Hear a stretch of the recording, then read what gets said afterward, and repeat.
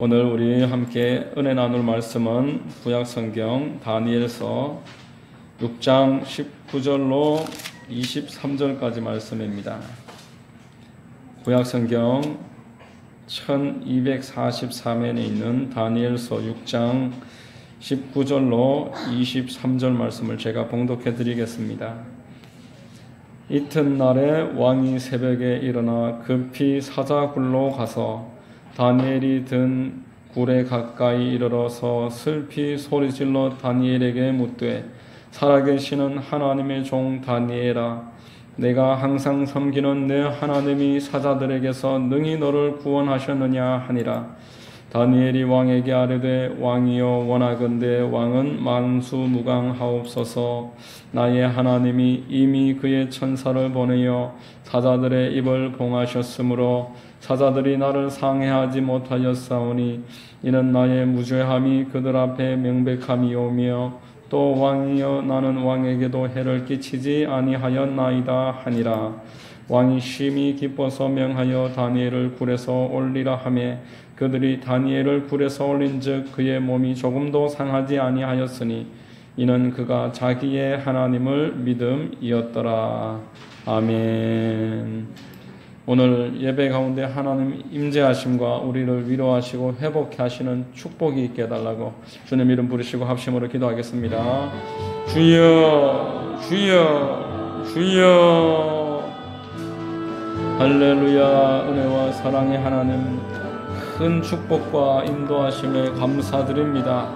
오늘 이 귀하고 복된 주일날 하나님 전 앞으로 불러주시고 하나님 앞에 예배하며 찬미하고 우리 다시 한번 회복을 사모하는 마음으로 모였습니다. 좋으신 하나님이 이 시간에 우리를 붙잡아 주옵시고 우리를 회복시켜 주시고 새롭게 하여 주시옵소서. 우리의 영과 혼과 육이 새로워지게 하시고 우리의 몸과 마음이 강건해지게 하소서. 우리의 모든 것들이 회복되게 하시고 처음 사랑을 회복하는 은총이 있게 하여 주옵소서. 오 할렐루야. 살아계시는 하나님이여, 이 자리에 있는 우리 성도님들 성령으로 충만받게 하시고 성령의 은사와 열매가 나타나게 하시며 생활에 은혜가 있게 하시고 기도마다 응답이 있게 하여 주시옵소서. 병이 떠나가게 하시고 모든 영혼 육의 문제가 고침받고 해결되게 하옵소서. 살아계신 하나님을 더 깊이 깨달아 알고 믿고 의지하는 참된 믿음으로 하루하루 이끌어 주시옵소서. 좋으신 하나님의 말씀이 증거될 때 인간적인 마음이 아니라 하나님의 말씀, 하나님의 마음이 선포되게 하시고 하나님이 우리를 친히 깨우쳐 주시고 우리를 새롭게 하여 주시옵소서. 주님이 도와주시는 시간 되게 하옵소서. 주님만 영광 받아 주시옵소서. 감사드립니다. 모든 것을 믿사오며 거룩하신 우리 구주 예수님의 이름 받들어 기도드리옵나이다. 아멘.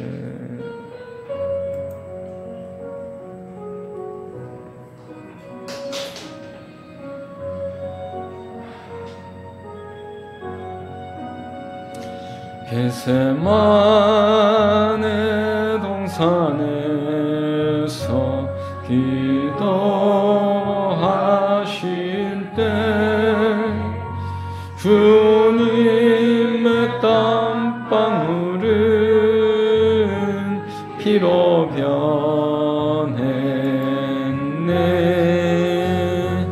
하나님을 거역한 나를 위하여 순종의 속죄 피를 흘려주셨네.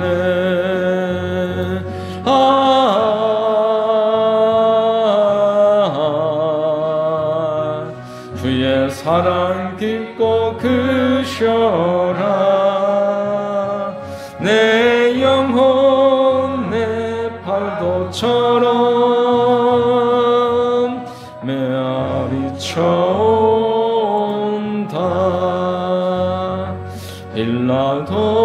빌라도의 뜰에 서서 가시환 있을 때 주님의 온 얼굴은 피로 젖었네.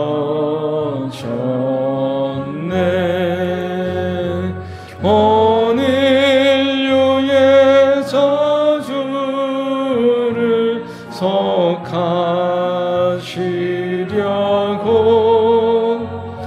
저주의 가시채로 관을 쓰셨네.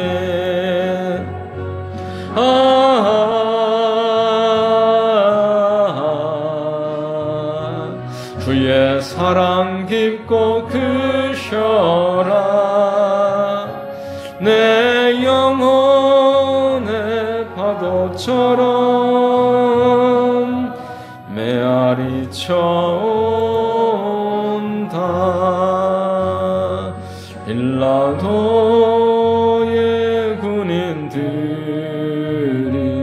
때린 채찍에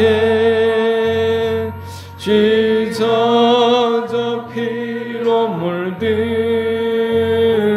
주님 등허리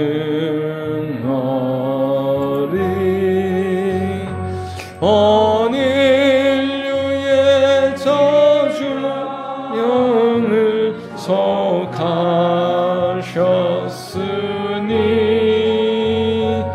치료의 강물에서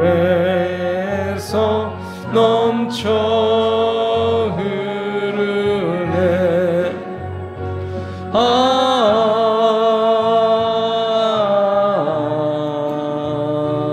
주의 사랑 깊고 크셔라. 내 영혼의 파도처럼 메아리 쳐온다. 골고다의 십자가에 달리신 주님 손과 발 옆구리에 입은 상처로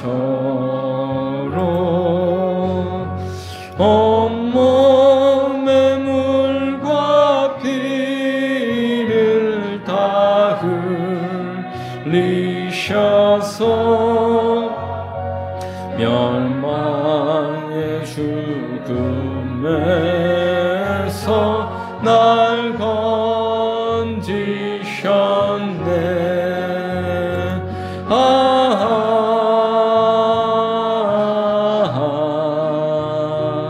주의 사랑 깊고 크셔라.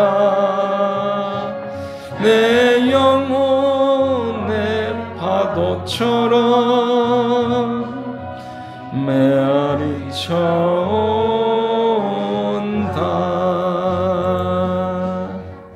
아멘. 예배를 위해서 기도하겠습니다. 참 좋으신 아버지 하나님, 저희들을 사랑하시고 불러주시고 주일 예배 가운데 인도하여 주심에 감사합니다. 이 시간 신령과 진정을 다하여 예배하는 시간 되게 하시고 오직 주님만 주목하고 주의 말씀 깨닫는 복된 시간 되도록 역사하여 주시옵소서.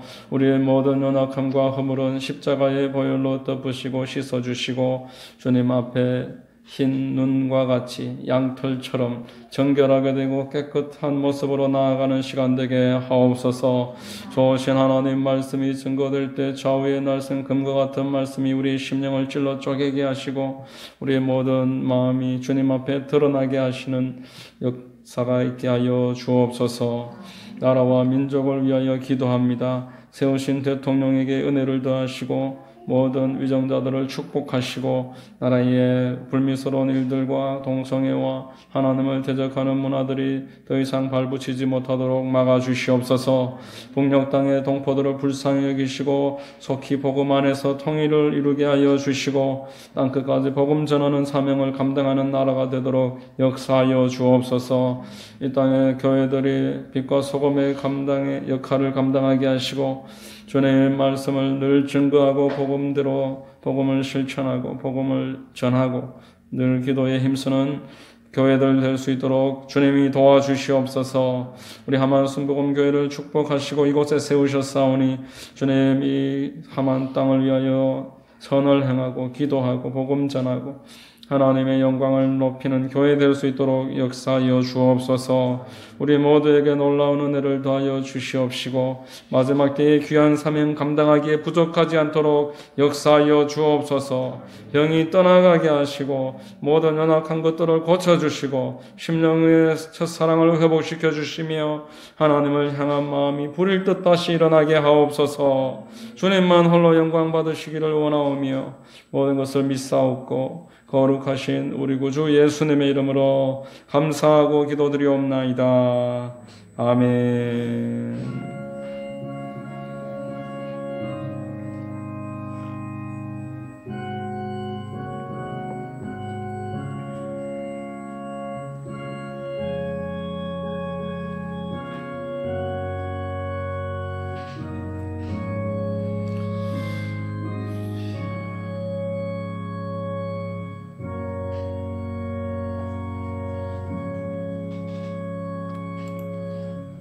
할렐루야. 주일 오전 예배로 인도하신 하나님을 찬양합니다. 좌우의 분들과 한번 인사하시겠습니다. 참 잘 오셨습니다. 참 잘 오셨습니다. 저는 봉독해드린 다니엘서 6장 19절로 23절을 통해서 다니엘이 가진 믿음이라는 제목의 말씀을 전하겠습니다. 성령 하나님께서 우리 가운데 임하셔서 큰 은혜가 있는 시간 되시기를 바랍니다. 여러분, 사랑을 하면은 숨기지 못한다는 말이 있습니다. 그것이 참된 사랑일 때 반드시 겉으로 드러나는 것입니다. 사랑에 관한 명조로 꼽히는 에릭 프롬의 사랑의 기술이라는 유명한 책이 있습니다. 이 사랑의 기술이라는 책에는 사랑에 관해서 5가지 특성이 있다. 이 5가지 특성이 있는 것이 참된 사랑이다. 이렇게 표현을 합니다. 첫 번째는 상대를 깊이 관심을 갖는 것입니다. 둘째, 상대에 대해서 책임감을 가지는 것입니다. 그리고 셋째, 상대를 존중하는 것이고 이해하는 것이 네 번째입니다. 다섯째는 상대에게 그저 주는 것. 여기까지 포함되는 것이 세상에서도 철학에서 유명한 분들이 하는 참된 사랑에 대한 자신들의 관찰을 기록한 책의 내용입니다. 에릭 프롬은 사랑에 관해서 이렇게 명쾌하게 지적했습니다. 사랑하면 사랑할수록 상대에게 대한 성실한 관심이 생긴다는 것이고 한없이 소중하게 여기는 책임감이 생긴다는 것입니다. 그리고 이해하게 되고 아낌없이 주고 싶고 또 존중하게 되고 이런 마음들이 없을 수 없다는 것인데 이러므로 사랑하게 되면은 숨기지 못하는 것입니다. 사랑은 표현되는 것이고 옆에서 보면은 알게 되는 것입니다. 솔로몬이 하나님으로부터 지혜를 받고 아주 지혜롭게 잘 다스린다고 소문이 났을 때에 한 가정에서 두 여인이 아이를 낳고 아이 둘을 키우다가 한 아이가 어떻게 깔렸는지 여하튼 죽었습니다. 그런데 죽은 아이의 어머니가 그 아이를 살아있는 아이와 바꿔치기를 했습니다. 그리고 죽은 아이를 그 어머니 옆에 가만히 뒀습니다. 그래서 이제 아침에 일어나서 보니까 죽어 있는 아이 때문에 슬퍼하다가 가만히 보니까 아이가 자기 아이가 아닌 겁니다. 그래서 내 아이를 돌려달라. 그 아이가 너의 아이다. 이렇게 서로 다투다가 솔로몬 앞에 갔습니다. 솔로몬이 보니까 여인들의 강렬한 주장 외에는 아무 증거가 없는 상황에서 누구의 아이인지 진실 여부를 가리기 위해서 하나님 앞에 기도를 하고 지혜를 받았는데 요즘 같으면은 DNA 조사를 해서 단박에 알겠지만 그 시절에는 그런 것도 없으니까 하나님이 주시는 지혜 외에는 기대할 것이 없었습니다. 여러분, 그러나 하나님은 사람의 속마음을 감찰하시는 분이십니다. 사람을 창조하신 하나님께서 사람 속에 있는 그 진실과 거짓에 대해서 누구보다 분명하게 알고 있습니다. 솔로몬은 누가 더 아이를 사랑하는지 그것을 찾으면 되겠다. 지혜를 가지고 와서 받아서 그 지혜로 그 군사들에게 큰 칼을 가지고 와라.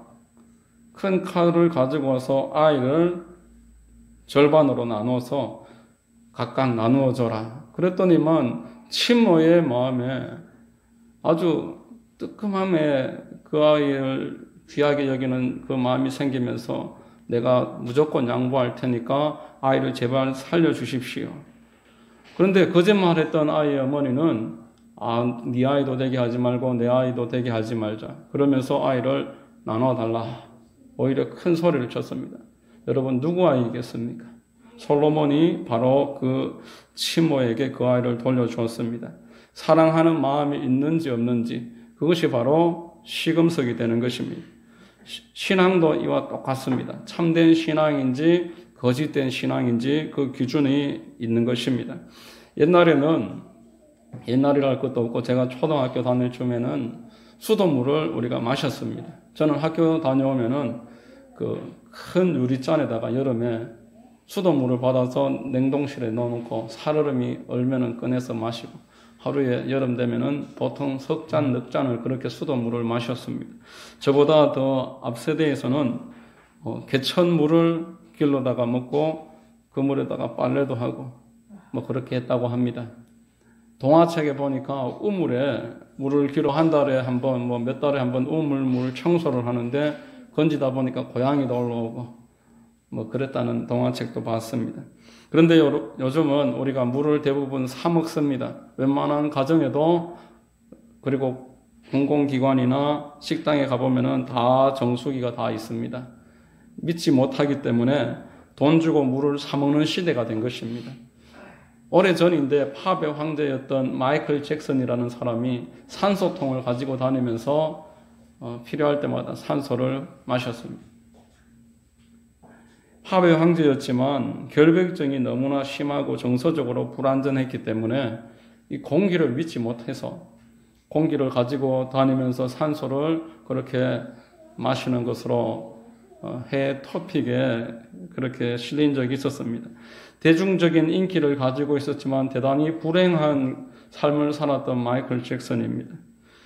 당시에는 어떻게 사람이 돈을 주고 공기를 사 먹느냐 했지만 이제 우리도 공기를 돈 주고 사서 마시는 그런 시대가 되었습니다. 몇 년 사이에 공기청정기가 한국 전체에 수백만 대가 팔려나갔다고 합니다. 400만 대 이상이 팔려나갔다고 합니다. 그렇기 때문에 우리가 지금 공기를 정화해서 지금 우리도 공기를 정화해서 마시고 있습니다. 고급 아파트에는 건물 전체에 공기청정기를 돌리고 있고 또 휴대용 공기청정기가 있어서 차에도 가지고 있고 자기 방에도 가지고 다니고 이렇게 하는 사람들도 많습니다. 마스크에도 산소가 이렇게 통하도록 그렇게 개발된 마스크가 지금 나왔다고 합니다. 이제 공기를 믿지 못하는 그런 시대가 된 것입니다. 신앙도 마찬가지입니다. 신앙도 믿지 못하는 그런 시대가 됐습니다. 성도들이 교회를 믿지 못하는 시대가 됐고 교회도 성도를 믿지 못하는 시대가 됐습니다. 예전에는 아무 교회나 가서 이사가면 가까운 곳에 아무 데나 가서 그냥 예배드리고 은혜 받고 그랬으면 되었고 교회도 교회에 찾아오는 사람들이라면은 뭐 가리지 않고 누구나 믿고 그냥 같이 신앙생활을 하던 그런 시대가 있었습니다. 그런데 이제는 교회도 성도들을 의심하고 성도도 교회를 확인하려고 하고 이렇게 서로를 불신하는 그런 시대가 된 것입니다. 우리 교회 저쪽 건너편에 보면은 허름한 집들이 많은데 거기에 전도하러 갔다가 어떤 집에 성화가 걸려 있습니다. 그래서 그 남 선생님이라는 분인데 예수님을 믿으십니까? 그 신앙을 가지고 있다고 하시길래 어느 교회에 나가십니까? 교회는 안 다닌다고 합니다. 그 왜 이유를 여쭤보니까 교회를 다니다가 교회에서 신천지를 만났다고 합니다. 신천지에게 꾀임을 받아서 한 2년 정도 신천지 모임에 계속 참여를 했었는데 한두에 있다 보니까 거의 강제로 11조를 내게 하고 11조 내지 않는 사람에 대해서 공개적으로 명단을 만들어서 걸어놓고 또 이만희에 대한 선전 영상을 계속 보게 하고 완전히 북한도 아니고 이상하다 생각이 들어서 빠져나왔는데 직장이고 집이고 사람들을 계속 보내는 겁니다. 덩치도 크고 여러 사람들을 보내서 자칫 잘못하면은 끌려가게 생겼습니다. 그래서 경찰에 신변보호를 요청을 하고 몇 달 동안 경찰에 계속 자기를 확인하게 해달라, 내가 어디 있는지 감시하고 체크를 해달라 부탁을 하고 신천지에서 그렇게 해서 빠져나왔다는 겁니다. 그 이후로부터는 교회에 가고 싶어도 가지 못하고 교회에서 신천지를 만났으니까 우리가 신천지에 가 있는 사람들에 대해서 좀 시각을 새롭게 할 필요가 있는 것입니다. 피해자인 것입니다. 교회 안에 들어와서. 그러다 보니까 교회도 신천지가 교회에 오니까 사람이 오면은 저 사람이 왜 왔을까? 이렇게 생각을 하게 되고 다니던 사람도 안 오는데 새롭게 찾아오는 사람들에 대해서 의심을 하게 되고 그러는 일들 때문에 감정이 상하게 되고 점점 가난한 성도들이 더 많아지는 겁니다. 여러분 이게 바로 신앙의 위기입니다. 정신을 차리지 않으면은 우리와 우리 자녀들의 영혼을 영원히 잃어버리게 됩니다. 우리는 그렇다 할지라도 우리 후세대를 생각했을 때 앞으로 장차 어떻게 될 것인가 염려하지 않을 수가 없는 것입니다. 물이 많으면은 마실 물이 없다고 하는 말이 있듯이 한국교회가 큰 부흥을 경험하면서 교회에 사람들이 너무 많이 들어오다 보니까 교회도 안일해지고 성도들도 안일해지고 신앙생활에 대한 기준이 없어졌습니다. 신앙이 무엇인지 참된 거듭남과 중생이 어떤 것인지 성경을 통해서 배우려고 하지 않고 그저 지금까지 해왔던 대로 남들이 하는 거 보면서 그냥 적당하게 그렇게 하는 것입니다. 거듭났습니까? 중생하셨습니까? 여쭤보면은 어떤 사람은 주저없이 아니다라고 합니다. 그는 교회에 다니지만 그런 일에는 전혀 관심도 없습니다. 교회는 그냥 다니는 것이지 거듭나든 말든 그건 하나님 소관이지 내가 기다 아니다 그렇게 판단할 수 없다 이렇게 이야기합니다. 그냥 종교인일 뿐인 것입니다. 어떤 사람은 나는 거듭났다 자신 있게 말을 합니다. 그렇지만 그 또한 두 부류로 나눠집니다. 거듭나지 않았지만 자기 자신이 속고 있는 경우 또한 많습니다.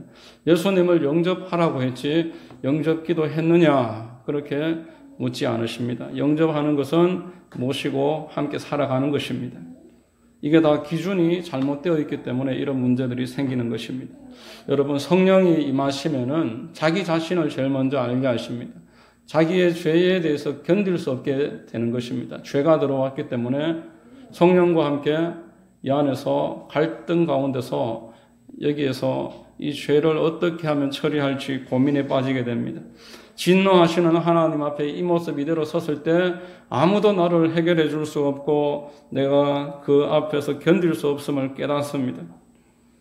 그러다가 하나님의 아들 예수 그리스도께서 내 죄를 위해서 십자가에서 못 박히시고 죽으시고 부활하셔서 지금도 하늘 보좌 우편에서 나를 위해 기도하고 계신다는 말을 들었을 때 그것이야말로 참된 복음이 되는 것입니다. 나를 위해서 죽으실 만큼 나를 사랑하셨으니 그의 모든 말을 믿을 수가 있게 되고 그래서 천국과 소망에 대해서 소망을 가지고 그것에 대한 믿음을 가지고 끝까지 두려워하지 않고 신앙하게 되는 것입니다. 여러분 거듭남이라는 것은 이전에 없던 새로운 인류가 만들어지는 것입니다. 세상 무엇보다도 이제 하나님을 사랑하게 되고 하나님 편에 서서 손해보고 양보하고 하나님의 뜻을 행함에 있어서 머뭇거리지 않게 되는 것입니다. 이것이 성경에서 말하는 새로운 피조물 거듭남입니다. 고린도후서 5장 17절 같이 한번 읽어보겠습니다. 그런즉 누구든지 그리스도 안에 있으면 새로운 피조물이라 이전 것은 지나갔으니 보라 새 것이 되었도다. 여러분 이런 성경에 나오는 거듭남에 대한 명백한 기준들에 대해서 등한시하고 내가 지금까지 해왔던 대로 기본적인 신앙생활을 하고 있으니 나 또한 거듭난 사람이겠지 스스로 속는 것입니다. 스스로 자기 자신과 세상과 마귀에게 속는 것입니다. 교회에 출석하고 일정 기간 지나서 장로도 되고 심지어 목사가 되고 목회자가 되어서 선교사로 나갔지만 거듭나지 않은 사람들이 대단히 많습니다. 물론 이런 과정 가운데 있는 것이 나쁘다는 것이 아닙니다. 그런 일들은 신앙의 과정이고 열매이고 귀한 일입니다. 그렇지만 그런 과정을 내가 지금 지나고 있다고 해서 그것이 거듭남에 대한 증거가 되지 못한다라는 것입니다. 거듭남에 대한 증거가 무엇인지를 우리에게 알려주는 성경 가운데 다니엘서가 아주 대표적으로 유익한 성경입니다. 다니엘은 참된 신앙이 무엇인지를 알려주는 중요한 대표적인 인물입니다. 다니엘은 남유다가 패망할 때 바벨론으로 끌려갔던 소년이었습니다. 바벨론의 융화 정책으로 똑똑하고 아름다운 소년들을 다 데려다가 우리 일꾼으로 삼자는 그런 정책 아래에 많이 뽑혀가는데 그 가운데 다니엘과 그 세 친구들이 있었습니다. 우리 다니엘서 1장 8절로 9절 같이 한번 8절과 9절을 같이 읽습니다.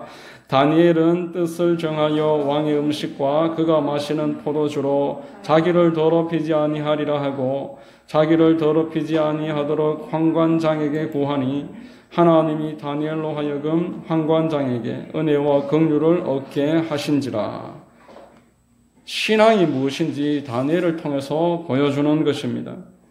다니엘이 보여주는 신앙의 모습은 세상과 하나님 앞에서 하나님 편에 설 것을 결단하는 사람에게 하나님이 기뻐하시고 그 일을 감당할 수 있는 믿음을 더해 주시는 분이심을 알려주는 것입니다. 다니엘만 그런 것이 아니라 성경에 나오는 모든 신앙은 이렇게 하나님 편에 서서 스스로 결단하는 그런 신앙이었습니다. 하나님께서 주셔야지 우리가 하나님 편에 서서 결단할 수 있습니다. 하나님께서 은혜를 주셔야지만 하나님의 말씀에 순종할 수 있습니다. 그렇지만 우리 사람의 입장에서 봤을 때에는 내가 말씀을 듣고 내가 그 말씀을 선택하고 그것을 순종하기로 결단하는 그런 행동으로 나타나는 것입니다. 성경의 모든 인물들을 살펴봤을 때 이것이 공통적입니다. 하나님이 설득하셔서 배후에서 그를 그렇게 할 수 있도록 해주시지만 사람들이 볼 때는 그가 그렇게 하는 것처럼 그가 결단해서 결정해서 나가는 것처럼 자기 자신도 그렇게 알고 남들도 그렇게 합니다. 아브라함이 그랬었고 이삭이 그랬습니다. 모리아 산에서 그 아들을 향해 칼을 들고 내리치려고 할 때 아브라함이 하나님이 말씀하셨을 때 본인이 갈등하면서 순종해서 거기까지 올라갔습니다. 이삭 또한 마찬가지입니다. 아버지가 나를 죽이려고 할 때 거기에서 하나님의 뜻 가운데 자기 자신을 내어 맡겼습니다. 그렇게 함으로써 그 하나님을 감동시켜드렸던 아름다운 그림을 보여줄 수가 있었던 것입니다. 요셉도 그랬고 모세도 그랬고 여호수아와 다윗도 그랬습니다. 어느 한 사람도 나는 모르겠으니 하나님께서 다 알아서 하십시오. 엎드려 있지 않았습니다. 하나님이 우리에게 영을 부어주십니다.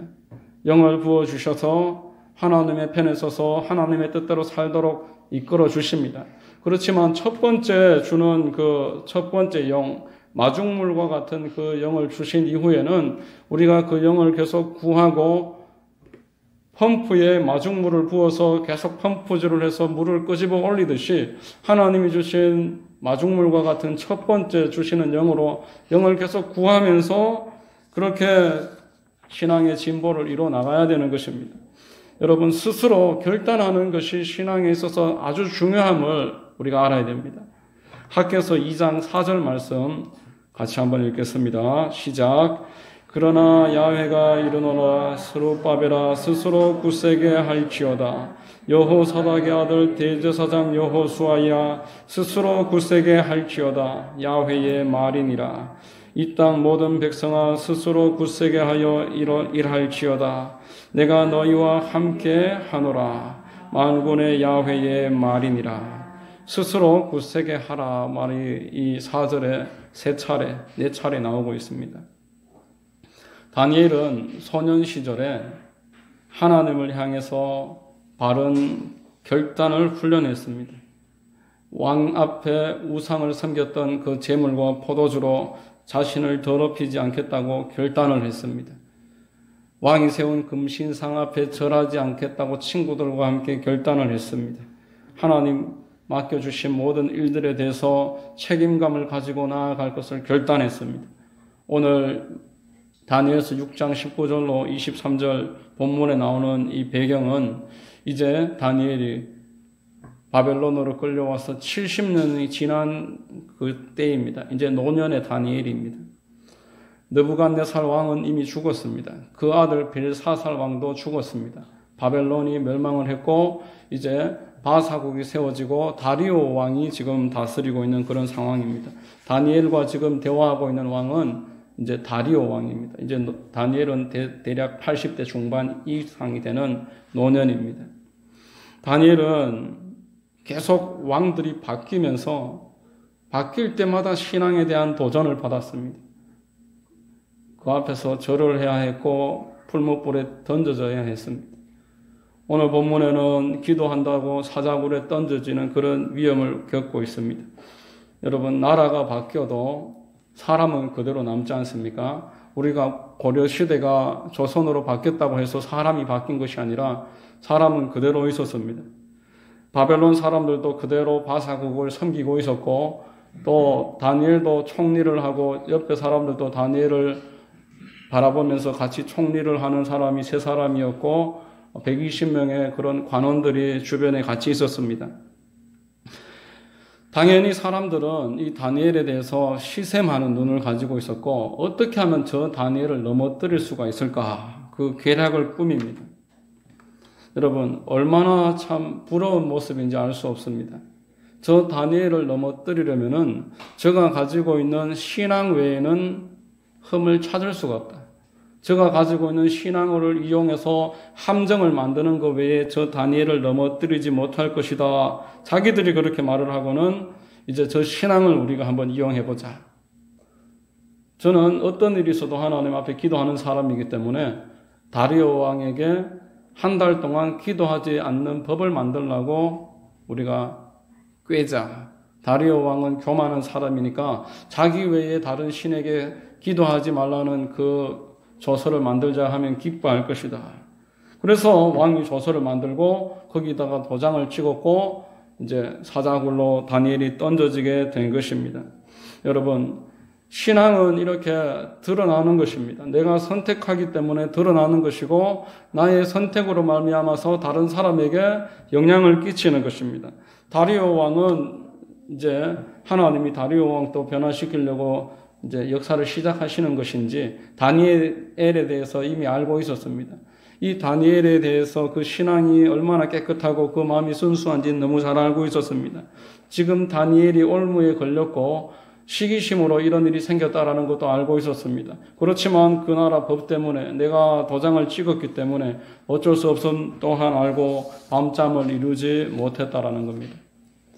예수 그리스도께서 십자가에 달리실 때 본디오 빌라도가 예수님에 대해서 알아봤었습니다.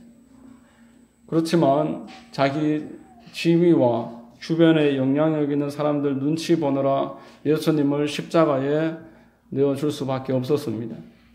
오늘 다리오와 예수님이 본디오 빌라도가 똑같은 그런 모습으로 서로를 연상케 하는 그런 장면입니다. 본디오 빌라도도 다리오도 스스로 하나님 앞에 어느 정도 마음의 갈등이 있었지만 결단하지 못했고 결국 주저앉아서 세상이 흐르는 대로 그렇게 끌려가 버렸습니다. 여러분, 우리는 어떻습니까? 천지를 창조하시고 온 세상을 다스리시고 나의 운명을 결정하시는 그 하나님 앞에 믿음으로 선택하지 못하고 계속 그 결정을 뒤로 미루면서 주저하고 있는 것은 아닙니까? 여러분, 신앙이 있다라는 것은 하나님을 향해서 선택하는 것입니다.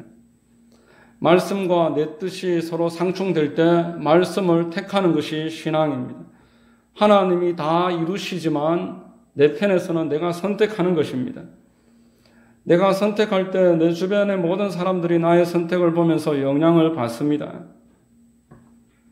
오늘 본문 19절과 20절 같이 한번 읽겠습니다. 시작.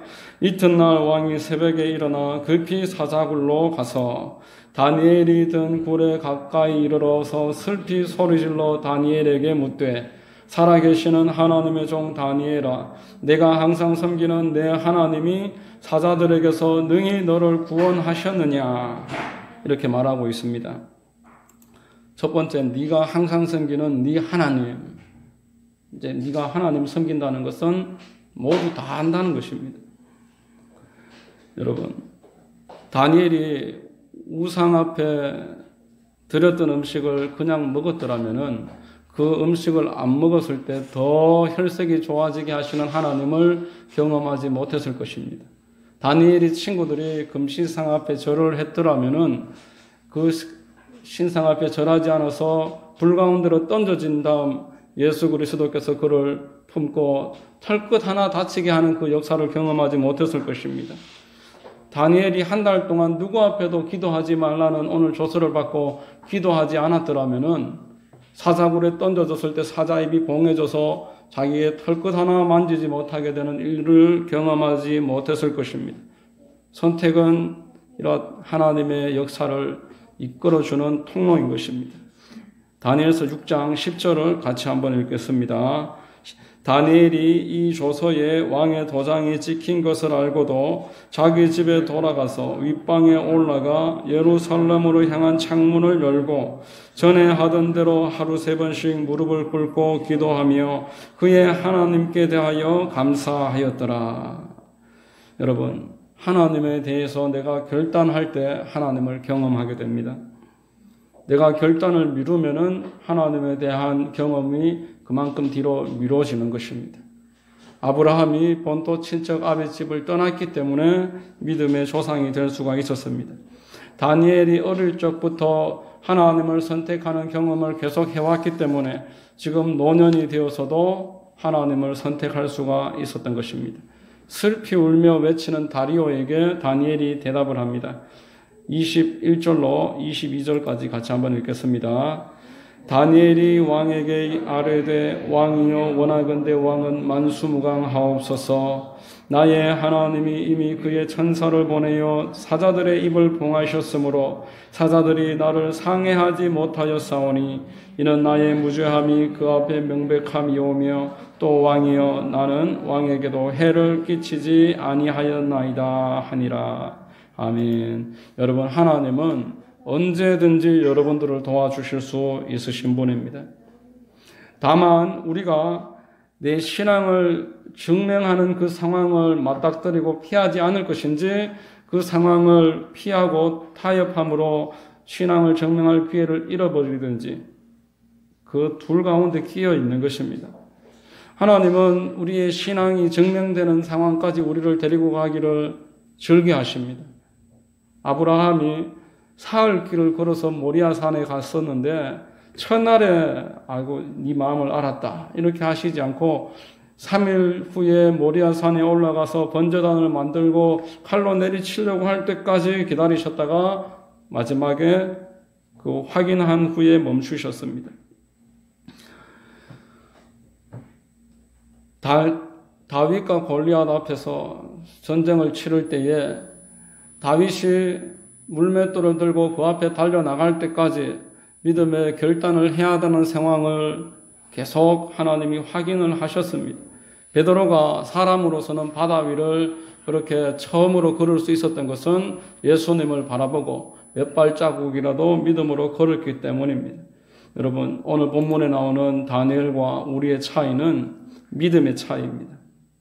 23절 말씀을 같이 읽겠습니다. 왕이 심히 기뻐서 명하여 다니엘을 굴에서 올리라 하며 그들이 다니엘을 굴에서 올린즉 그의 몸이 조금도 상하지 아니하였으니 이는 그가 자기의 하나님을 믿음이었더라. 하나님을 믿는 그 믿음이 다니엘을 사자굴에서 건져 올렸던 것입니다. 히브리서 11장 6절을 같이 읽겠습니다. 믿음이 없이는 하나님을 기쁘시게 하지 못하나니 하나님께 나아가는 자는 반드시 그가 계신 것과 또한 그가 자기를 찾는 자들에게 상 주시는 이심을 믿어야 할지니라 이렇게 말합니다. 요한일서 5장 4절은 믿음이 우리에게 세상에 대한 승리를 담보해 준다고 알려줍니다. 5장 4절 같이 읽겠습니다. 무릇 하나님께로부터 난 자마다 세상을 이기느니라. 세상을 이기는 승리는 이것이니 우리의 믿음이니라. 여러분, 믿음은 하나님의 선물입니다. 작은 믿음일지라도 저절로 생겨나는 법이 없습니다. 겨자씨 같은 믿음이라도 내 안에 주어졌다라면 그것은 하나님이 주신 선물입니다. 그렇지만 그 믿음을 계속 키워나가는 것은 우리의 몫인 것입니다. 달란트가 하나일 때에 그 달란트가 적다고 해서 땅에 묻어뒀던 사람은 달란트를 빼앗기고 후회할 수밖에 없었습니다. 그렇지만 2개 받았다고 해서 낙심하지 않고 5개 있는 사람하고 비교해서 주저앉고 불평하지 말고 그냥 주어진 것으로 열심히 일었었던 사람은 착하고 충성된 종아, 네가 작은 일에 충성하였으면 내가 많은 것을 내게 맡기리니 내 주인의 즐거움에 참여할지어다. 이렇게 하나님으로부터 칭찬을 얻었던 것입니다. 여러분, 다니엘은 작은 믿음을 가지고 있었지만 그 작은 믿음으로 하나님 은혜 가운데서 계속 믿음에 도전을 했습니다. 환경이 얼마나 어려웠습니까? 바벨론의 포로로 끌려가서 계속 도전을 받고 주변 사람들은 모두 다니엘과 이 친구들을 시샘했습니다. 그렇지만 그 가운데서도 다니엘은 끝까지 포기하지 않았고 작은 믿음이지만 그 믿음을 어떻게든 기회를 찾아서 더 북돋고 키워나가려고 발부둥치고 노력한 결과 이러한 하나님으로부터 인정받는 믿음, 하나님으로부터 크게 축복받고 영광스러운 이름으로 우리에게 기억이 남을 수 있었던 것입니다. 그러므로 우리 또한 이 믿음으로서 내게 주신 작은 믿음을 가지고서 하나님을 향해서 일어서고 선택하고 하나님을 향해서 움직이고 결단하는 그런 믿음이 풍성한 축복이 우리 모두에게 있게 되시기를 예수님의 이름으로 축원드립니다.